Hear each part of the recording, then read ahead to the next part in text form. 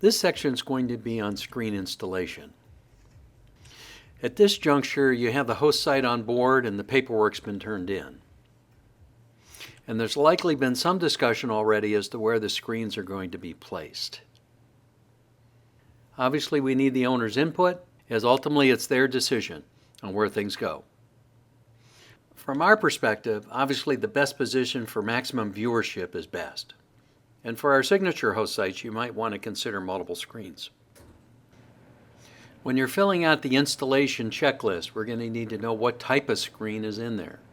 Is it portrait or media wall or landscape? We need to know what size screens are being used. And we need to make sure that the owner provided their input and is totally on board.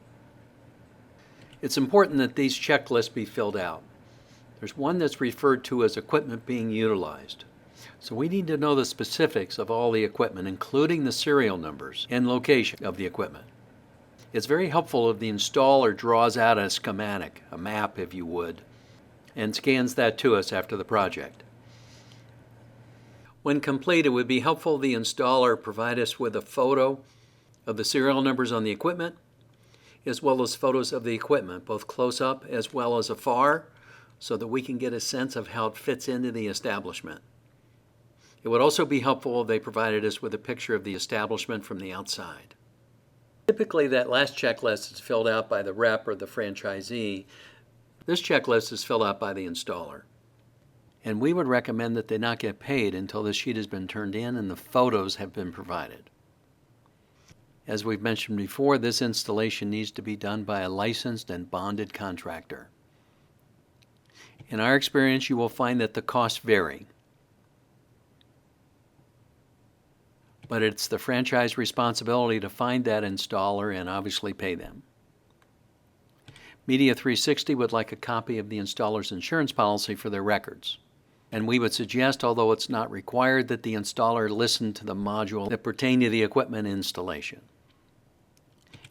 In some cases, electric's going to need to be run, and this will have a lot to do with the placement of the screens.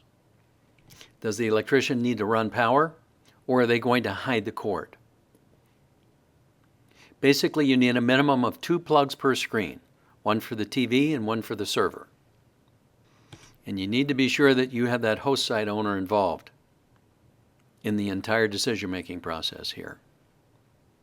We've had a number of situations where the owner ends up coming in after the manager made all the decisions and is slightly peeved because they were not involved in the decision-making process. With a side comment or a comment made under their breath is, "After all, I only own the business." After all, I only own the business. In reference to the internet, we need to know whether we're going to hardwire the internet connection or use Wi-Fi. With most businesses, we're using Wi-Fi. So we need to make sure we have a strong signal, at least 2.5 bars, and you can test this out with your smartphone. When you're using the Wi-Fi, we need the username and password. By the way, the guest Wi-Fi will not work. We need to be in at the top of the food chain here. Because on the guest Wi-Fi, it times out and it stops our ad roll. And then everything needs to be rebooted. So when you're mounting the screens, you need to know what type of wall you have. Is it wood or stucco or concrete or something else? So the installer needs to determine what kind of mount is needed. Are they going to use a flat mount or a tilted mount or cantilever mount? And as we've noted in one of our other modules, for the most part we leave this up to the installer to determine what mounts they need and to purchase those mounts. Although it typically costs you a little bit more for the mounts, we found that it's worthwhile. And as we've emphasized before, make sure you have the host site owner on board as to the placement of the screens.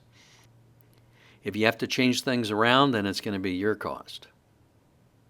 So make sure you have things set up for the time and date of the installation. You should probably allow for an hour for each of the screens. Your installer will need to give Media 360 a call so we can tie in the server to the system and register all the identification numbers. Hopefully you found this section useful as a quick overview of the installation of the equipment.